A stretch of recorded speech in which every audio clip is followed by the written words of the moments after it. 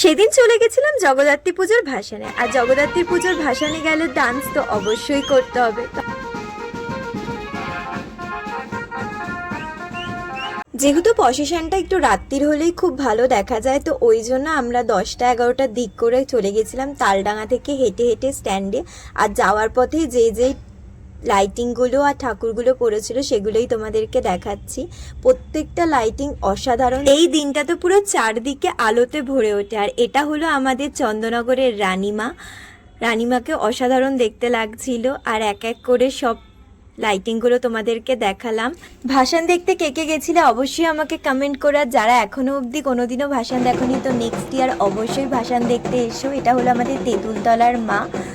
আর তারপরে একে একে এগিয়ে গেলাম। আর ফার্স্টে যে ভিডিওটা ডান্সে দিয়েছিলাম সেটা রাত্রিবেলা না, ওটা হলো পরের দিনকে সকালবেলা ডান্স করেছিলাম। And that's it for today. দেখা হচ্ছে নেক্সট